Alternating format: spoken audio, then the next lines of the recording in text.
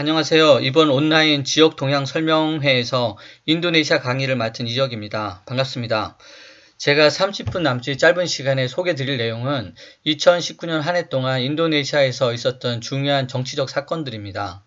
사실 요즘 코로나 때문에 많은 상황이 바뀌었지만 그럼에도 불구하고 강의에 포함된 내용들은 여전히 최근 인도네시아 상황을 이해하는 데 매우 중요한 사건들이라고 생각합니다. 인도네시아 마을에서 귀신을 이용해서 코로나19를 막으려는 모습이나 인도네시아 이슬람 최고 의결기관인 울라마 협의회에서 지금 같은 상황에서 명절을 지키기 위해 고향으로 돌아가는 것, 인도네시아 말로 무딕이라고 하죠. 이것을 할랄의 반대 개념인 하람으로 지정한 것처럼 흥미로운 주제가 많지만 코로나와 관련된 얘기는 다음 기회가 있으면 하도록 하고 이번 강의에서는 2019년 사안만 다루도록 하겠습니다. 제가 강의 제목을 오른쪽에 질주 그리고 퀘스천 마크를 붙였는데요. 오른쪽으로의 질주를 중의적인 의미로 사용하고 있습니다. 우선 2019년 한 해 동안 인도네시아가 정치적으로 굉장히 보수화되는 모습을 보였고요. 물리적으로는 수도를 자카르타로부터 동쪽 지역인 깔리만탄으로 한국에서는 보르네오로 잘 알려있죠. 이 지역으로 이동할 계획을 지난 8월 달에 조코이 대통령이 발표했고요. 그리고 더 최근에는 옴니버스법을 통해 투자 환경을 개선하려고 노력하고 있는데 이러한 움직임이 대체로 친기업적인 방향으로 진행되고 있습니다. 이 세 가지 흐름을 종합해서 강의 제목을 오른쪽의 질주라고 붙여봤습니다. 그럼 본론으로 들어가서 2019년에는 인도네시아에서 참 굵직굵직한 일들이 많았는데요. 국가적으로도 혼란스러운 한 해이기도 했었습니다. 한 해를 마무리하는 12월 31일 인도네시아 영자 신문인 자카르타 포스트는 신문의 일면에 정신없었던 해가 지나고 조용한 2020년을 기대한다라는 제목의 사설을 게재하기도 했었습니다. 마침 제가 12월 31일에 자카르타에 있었는데요. 그날 밤 폭우가 엄청나게 쏟아져서 새해 첫날부터 자카르타가 홍수로 잠겼던 생각이 납니다. 2019년에 있었던 중요한 사건들을 한번 요약해보면 4월에는 총선 및 대선이 있었고요. 5월에는 조코이 대통령의 대선 라이벌이었던 브라보가 대선 결과에 불복을 선언하면서 인도네시아 사회가 크게 분열하는 일이 있었고요. 8월에는 잘 아시는 것처럼 재선에 성공한 조코이 대통령이 수도 이전을 발표했고요. 9월에는 인도네시아의 반부패위원회인 카페카의 권한을 축소시키는 법이 국회에서 통과되었고 동시에 네덜란드 식민 지배 때 만들어졌던 형법을 개정하려는 시도가 있었습니다. 마지막으로 10월에는 2기 조코이 정부가 출범했고 새로운 내각을 임명했습니다. 중요한 사건을 여기에 조금 더 자세하게 정리했는데요. 설명은 생략하겠습니다. 자료를 참고하시고 다음 슬라이드로 넘어가겠습니다. 앞으로 설명할 내용을 크게 5가지로 구분할 수 있는데 선거, 반부패법 및 형법 개정, 2기 정부 출범, 수도 이전, 옴니버스법입니다. 가장 먼저 4월 선거에 대해 살펴보겠습니다. 사진은 왼쪽부터 브라보어, 산디아가 우노, 마루프 아민 부통령, 조코이 대통령 얼굴입니다. 호주의 한 싱크탱크는 4월 선거를 소위 세계에서 가장 광범위하고 복잡한 선거라고 칭했습니다. 그 어려운 것을 인도네시아가 해냈지만, 즉 제도적 민주주의 공고함을 보여주었지만 개인적으로 저는 이러한 제도적 민주주의 정착에도 불구하고 인도네시아 정치가 보여준 일련의 행보는 서구식 민주주의와는 많은 차이가 있다고 생각됩니다. 일단 저의 의견은 잠시 내려두고 사실만을 정리하면 이번 4월 선거에서 약 2만여 개의 선출직에 24만 5천 명의 후보자가 등록했으며 약 1억 9,300만 유권자가 80만 개가 넘는 투표소에서 5장의 투표용지를 받아서 대통령, 전국구 국회의원, 지역대표 국회의원, 주의회 국회의원, 그리고 마지막으로 시도의회 국회의원을 선출했습니다. 본래 2019년 4월 선거 이전까지는 총선과 대선은 5년에 한 번씩 같은 해 그러나 다른 시기에 치러졌지만 이번 2019년 4월 선거부터 대선과 총선은 같은 날에 실시하게 되었습니다. 아마도 이 강의를 들으시는 분들은 결과를 이미 잘 아실 거라 생각합니다. 이변 없이 조코이 마루프 아민 후보는 브라보 산디아가 우노 후보보다 11% 많은 표를 얻어 승리했습니다. 총선 같은 경우 대선과 동일한 날짜에 치러짐에 따라서 상대적으로 국회의원 후보에게는 큰 관심이 쏠리지 않았고 후보들도 선거 운동 동안 자신의 공약을 홍보하기보다는 자신이 지지하는 대통령 후보를 알리는 데 주력했었습니다. 결과적으로 대통령 후보를 적극 지지했던 정당들은 편승 효과를 누리기도 했고요. 대선의 핵심 이슈인 정치적 양극화와 정체성 정치의 강화에도 불구하고 4월 총선은 기존 정당 구도에 큰 변화를 가져오지는 못했습니다. 소위 민족주의 정당으로 분류되는 투쟁민주당, 거린드라당, 골가르당이 가장 많은 득표율을 기록했고요.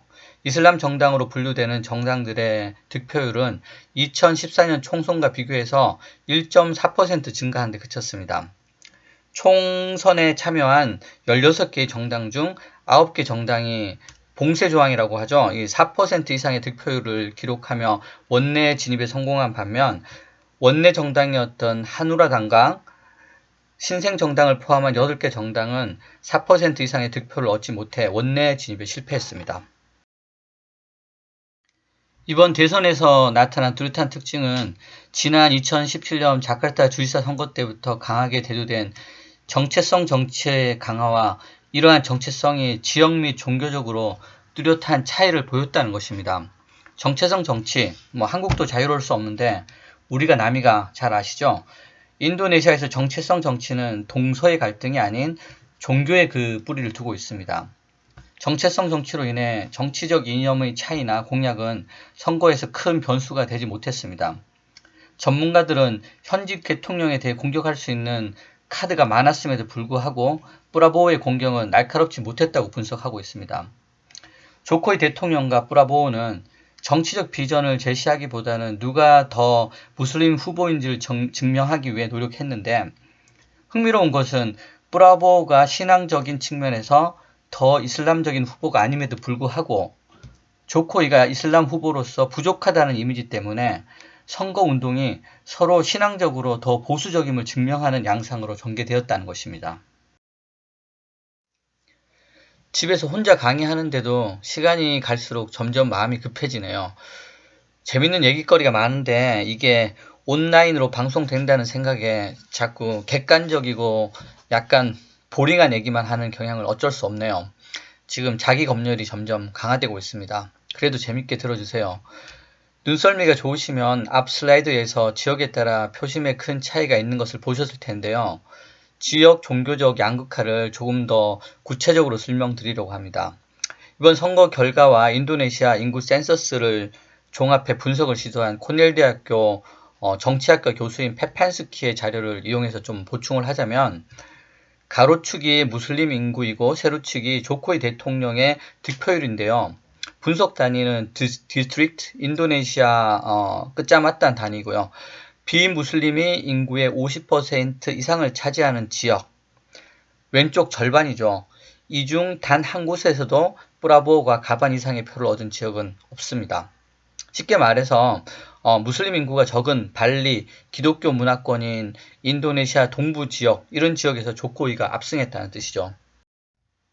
다음 그래프는 자바에 국한된 것입니다. 자바 지역, 그러니까 자바 섬 중에서도 무슬림 인구가 80%가 넘는 지역입니다. 가로축은 무슬림 인구가 80%가 넘는 지역 중 자바인의 인구를 나타내는 것이고요. 세로축은 조코이 대통령의 득표율을 보여주고 있습니다. 무슬림 인구가 80%가 넘는 자바 지역에서 자바인의 인구가 많으면 많을수록 조코이 후보를 지지하는 성향이 분명하게 나타났고 그래프의 오른쪽 절반을 얘기하는 거죠. 반대로 자바인이 적은 지역에서는 양 후보가 치열하게 경쟁하는 구도가 나타났습니다. 그래프의 왼쪽 지역. 그러니까 자바 섬에 자바족 말고 다른 종족도 많이 거주하고 있는데 자바인이 많은 지역에서 조코이의 인기가 높다는 뜻이죠. 이 그래프는 두 가지 변수를 혼합한 것인데 무슬림이 절대 다수인 지역, 그 중에서 자바인의 인구가 많으면 많을수록 그 비례해서 조코의 득표가 올라간다는 얘기죠. 선거를 전후로 정당 구도에 큰 변화가 있었습니다. 총선 득표율 25% 이상 또는 의석 점유율 20% 이상을 얻은 정당이나 정당 연합만이 대통령 후보를 등록할 수 있도록 하는 규정 때문에 인도네시아에서는 선거를 전후로 이념이 다른 정당이 필요에 의해 연합한 일이 늘 일어나고 있습니다. 2014년 조코이 대통령이 취임할 당시 여당연합은 총 575석의 국회의원 중 207석으로 여소야대의 구도였습니다. 왼쪽 그림이 2014년 선거 이후의 정당 구도입니다. 빨간색이 여당연합이고요. 하지만 2019년 4월 선거를 앞두고 거대 정당인 골가르당, 왼쪽에서의 그 노란색이고, 그리고 또 인도네시아에서 가장 오래된 정당 중 하나인 통일개발당, 초록색이 여당연합에 합류하면서 여당이 337석을 확보했습니다. 지난 4월 총선 후, 그러니까 2019년 4월 총선이죠. 인도네시아 총선 후 4% 이상 득표한 여당연합의 5개 정당은 총 349석의 의석수를 차지했습니다. 왼쪽 그림 빨간색이 여당연합입니다. 그런데 2019년 10월 2기 조코이 정부가 출범하면서 제1야당이 될 것으로 예상되었던 거린드라 당이 여당연합에 합류하는 다소 기한 현상이 벌어졌습니다. 그 이유는 나중에 설명드리고, 그 결과 현재 여당연합은 427석으로 늘어난 반면 3개의 정당만으로 구성된 야당은 148석으로 쪼그라든 거죠. 왼쪽 그림의 회색이 오른쪽 그림의 빨간색 여당연합에 합류한 거죠. 지금 4.15 총선을 통해 한국 정치에서 거대 여당이 출현했는데, 이보다도 훨씬 더 큰 카르텔 정당연합이 인도네시아에서 출현했습니다. 통치자의 입장에서 거대 연합 정당은 많은 장점이 있을 수 있지만 건설적인 비판과 정부를 견제할 야당이 없다는 측면에서 보면 과연 민주주의가 올바로 작동할 수 있을까 하는 의구심이 들기도 합니다. 2019년 대선이 2014년 대선의 재탕이란 말이 많았는데 2014년과 마찬가지로 브라보는 또다시 대선 결과에 불복을 선언하고 헌법재판소에 대선 무효 소송을 제기했습니다. 이는 안 그래도 선거 때문에 분열되었던 인도네시아 사회를 더욱 분열하게 만들었습니다. 물론 헌법재판소는 증거 불충분으로 기각을 했습니다. 선거에 대한 설명이 좀 길었는데요. 다음 주제인 법 개정으로 넘어가겠습니다. 선거 기간 동안 보여준 이슬람의 함몰된 정체성 정치는 선거에서 이기기 위해서는 무엇이라도 할 수 있다는, 그러니까 특별한 기간이기에 어느 정도는 용인될 수 있고 이해할 수 있는 측면이 있다고 생각됩니다. 그런데 이러한 보수화가 선거로 끝난 것이 아니라 작년 9월 국회에서도 나타났습니다. 카페가의 독립성과 권한을 약화시키는 부패방지법 개정안과 혼외 성관계를 금지하고 대통령 모욕 및 신성 모독에 관한 처벌을 강화하는 조항을 포함한 형법 개정안이 국회에 제출되었습니다. 이는 시민들의 강한 반발을 불러일으켰는데요.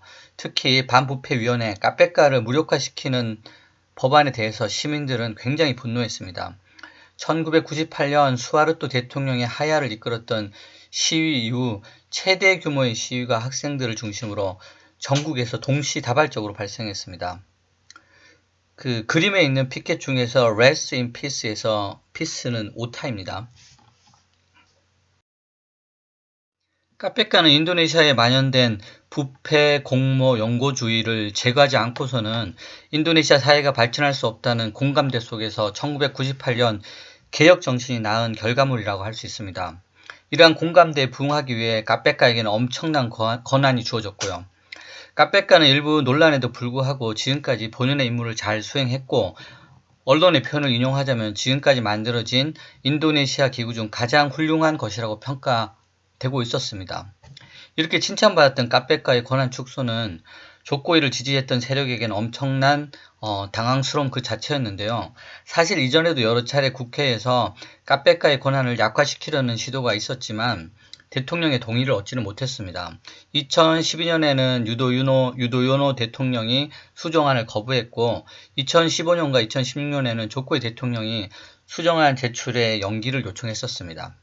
하지만 이번에는 조코이 대통령이 비공개 포럼에서 여러 차례 카페가에 대한 불만을 토로했다는 이야기가 나오고 있습니다.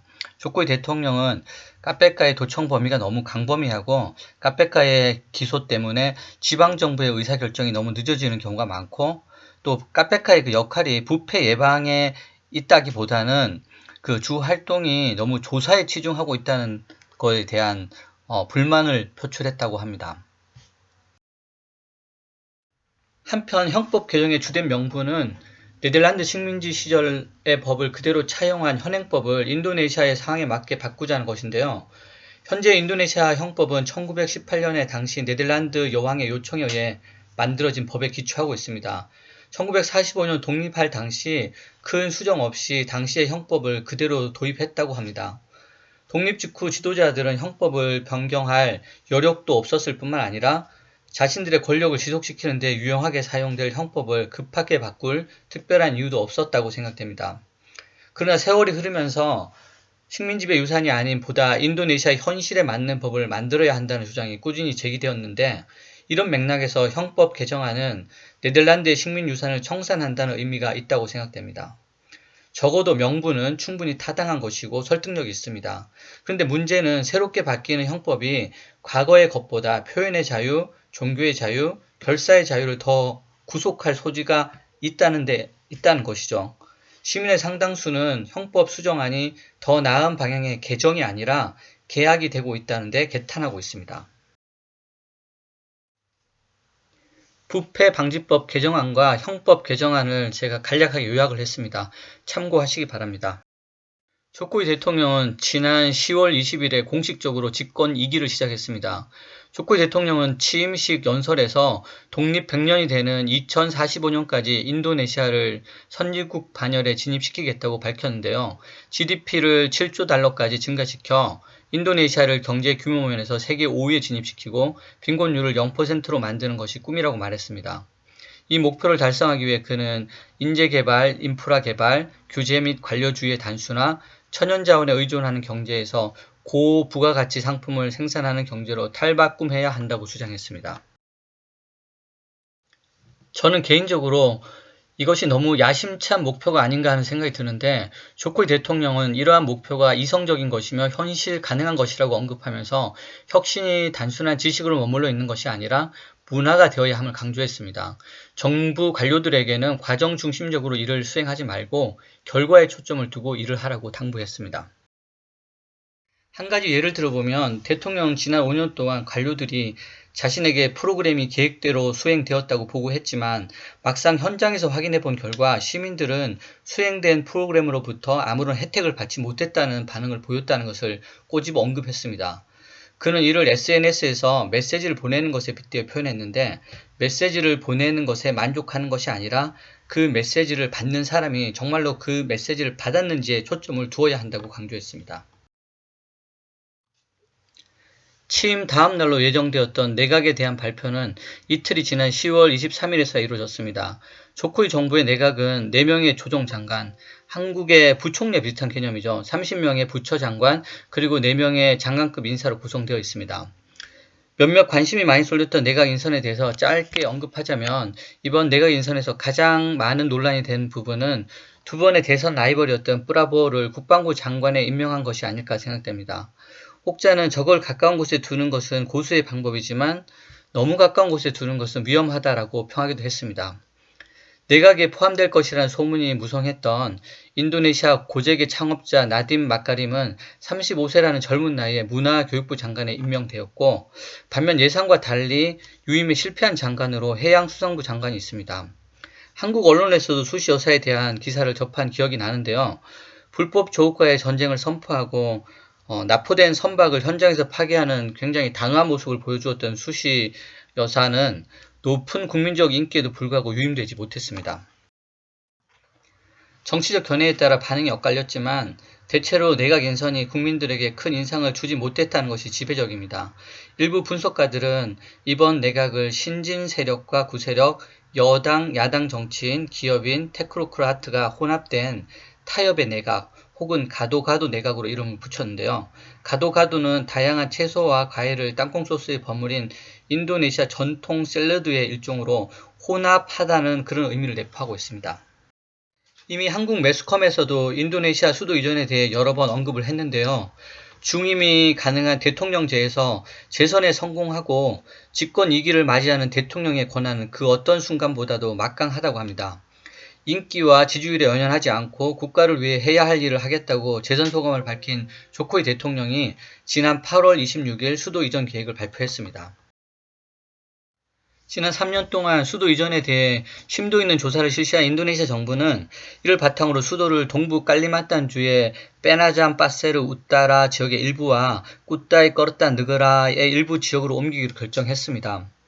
1945년 독립 이후 초대 대통령부터 수도 이전에 관해 이야기했지만 아무도 구체적인 계획으로 발전시키지는 못했습니다. 사실 탄력을 받는 모습이었는데 예상에 없던 복병 코로나 때문에 계획대로 추진될 수 있을까 하는 의구심이 듭니다. 며칠 전에 인도네시아 정부는 이전 계획을 잠시 중단하고 수도 이전에 투입될 예산을 코로나 바이러스 대응에 사용하겠다고 밝혔습니다. 수도를 이전하려는 이유로 국가 균형 발전을 첫 번째로 꼽을 수 있습니다. 인도네시아는 네덜란드 식민통치 시절부터 자바와 외곽 도서 지역 간의 큰 개발 격차가 존재했습니다. 식민통치는 매우 비균질적이었는데 이는 네덜란드 동인도 회사가 처음부터 식민지별 목적으로 인도네시아에 온 것이 아니라 상업적 목적, 즉 향신료 무역을 독점하기 위해 왔기 때문이라고 생각합니다. 국가균형 발전 외에도 자카르타가 직면하고 있는 인구 문제, 교통 체증, 집안 치마 및 홍수, 대기오염 등의 문제가 있습니다. 자세한 설명은 생략하겠습니다. 수도 이전과 관련하여 가장 현실적인 문제는 국회로부터 승인을 받는 것과 약 330억 달러의 예산을 확보하는 것입니다. 전자, 국회 승인이죠. 전자와 관련해서는 거대 야당인 거린드라 당을 여권연합으로 끌어들이면서 큰 부담을 덜은 상황이라고 생각되고, 후자, 예산의 경우 많은 현실적 어려움이 있지 않을까 하는 생각이 듭니다. 수도를 이전할 부지로 거론되는 지역에 브라보의 땅이 있다는 소문이 돌고 있기도 합니다. 물론 전혀 검증되지 않은 정보입니다. 대통령궁, 군부대, 경찰서, 공무원 주거지 건설에 필요한 비용 약 19.2%를 국가 예산으로 충당할 계획이고요. 주거 및 상업지구 조성에 필요한 것으로 예상되는 26.2%의 비용은 민간 회사가, 그리고 나머지 인프라 시설에 필요한 자금 54.6%를 민간협력 PPP로 조달할 계획입니다. 마지막으로 옴니버스 법에 대해 살펴보겠습니다. 조코이 대통령은 2기 취임식 연설에서 옴니버스 법을 통해 투자에 걸림돌이 되는 법안을 일괄적으로 수정할 계획이 있음을 밝혔습니다. 인도네시아 정부는 지난 5년 동안 투자 유치를 위해 많은 노력을 기울였지만 노력 대비 좋은 결과를 만들지 못했습니다. 인도네시아 정부는 법 간의 일관성 부족, 법의 중복, 과잉 규제 등으로 인해 투자가 감소되고 기업 경쟁력이 약화된다고 분석했습니다. 그래서 금년 2월에 인도네시아의 경제조정 장관은 옴니버스 법의 일부인 고용창조 법안과 대통령 서한을 의회에 제출했습니다.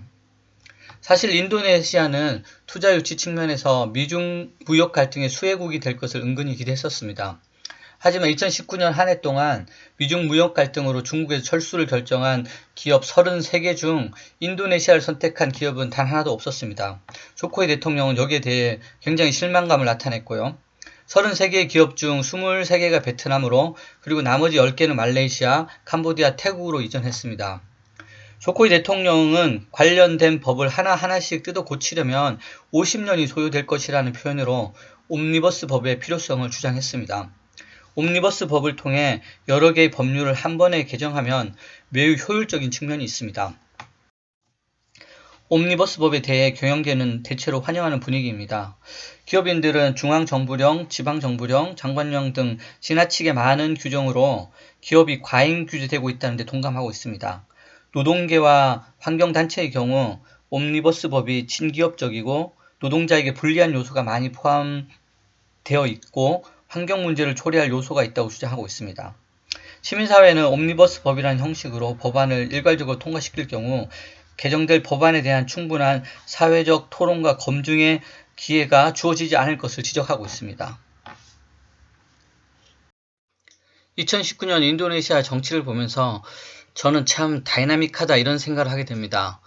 인도네시아를 너무 잘 알고 계신 분들은 아니라고, 예측 가능한 범위에서 일어났다고 반박할 수도 있을지 모르겠지만 조금은 예상과 다른 방향으로 나아가고 있다고 생각이 됩니다.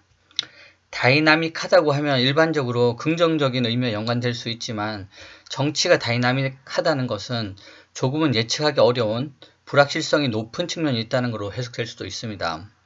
인도네시아 사회에서 허용되는 종교적 관용의 범위가 축소되고 있다는 비판의 목소리가 높아지고 사회 전반에 걸쳐 이슬람적인 요소가 강화되고 있는 것이 목격되고 있습니다. 하지만 이러한 현상을 단순히 보수화로만 해석하기에는 다이나믹한 측면이 참 많은 것 같습니다. 예를 들어 보면 선거 때마다 무슬림 후보답지 못하다는 구설수에 올랐던 조코이 대통령은 자신의 측근 아홉, 자카르타 주지사였죠. 전직을 구속하는 데 큰 역할을 한 이슬람 학자 마루프 아민을 부통령 후보에 선정했고 선거가 끝난 후에는 형기를 마치고 석방된 아홉을 인도네시아 국영회사인 뻐르타미나의 총감독관 프레지던트 커미셔너에 임명했습니다. 또한 대선 결과에 불복하고 인도네시아 사회를 두 진영으로 갈라놓았던 프라보를 장관에 임명함으로써 강력한 야당이 될 것으로 예상되었던 거린드라 당을 여당 연합에 합류시킨 점도 참 다이나믹한 모습이 아닌가 이렇게 생각이 됩니다. 5년 전 조코이 대통령에게 정치적 개혁을 기대했던 시민들은 반부패법과 형법 개정안에 실망감을 드러냈고 조코이 정부는 지난 몇 년 동안 예측에서 다소 벗어난 행보를 보였지만 큰 그림에서 하나의 방향성을 가지고 있다고 생각합니다. 저는 사학과 출신의 대통령이 5년의 통치기간을 거치면서 점차 개혁과 민주주의 발전보다는 경제 성장에 국정 운영에 방점을 두고 있구나 하는 생각이 듭니다. 조코이 대통령이 가구 사업가에서 수라카르타 시장을 거쳐 자카르타 주지사 그리고 대통령에 이르기까지의 과정은 많은 사람들에게 인도네시아 정치가 한 단계 성숙했다는 인상을 심어 주었습니다. 그런데 재밌는 것은 자신이 대통령이 되는 과정 자체가 민주주의 발전을 가져온 것과는 별개로 사학가 출신 조코이 대통령 본인이 민주주의에 대한 뚜렷한 신념과 철학을 가지고 있는가 하는 그런 질문이 생겨납니다. 두 사안이 별개의 것일 수도 있구나 하는 생각이 듭니다. 그의 두 번째 대통령 취임사는 인도네시아를 선진국 대열에 진입시키기 위한 경제 발전의 열망으로 가득 찼는데 최근에 인도네시아 정부는 인프라 개발, 수도 이전, 투자 관련법 개정 등을 성공적으로 이행하기 위해서는 민주주의의 후퇴도 어느 정도 용인될 수 있을 것 같은 인상을 주고 있습니다. 조코이 대통령은 재선에 성공하고 나서 기자들에게 이제 자신은 아무런 정치적 부담이 없다라고 말했는데 저는 그 부담이라는 것이 유권자들로부터의 부담에서 자유로운 것이 아니라 정치 엘리트로부터의 부담에서 자유로운 것이라야 한다고 생각합니다. 그런데 이기 정부 내각 구성에서 짐작할 수 있는 것은 조코이 대통령이 자신을 지지한 유권자로부터는 부담이 없지만 정치 엘리트들에게로부터 큰 부담을 느끼고 있는 것이 아닌가 하는 느낌을 받습니다. 분명 경제 성장 없이 제도적 민주주의만 공고해지는 것은 바람직하지가 않습니다.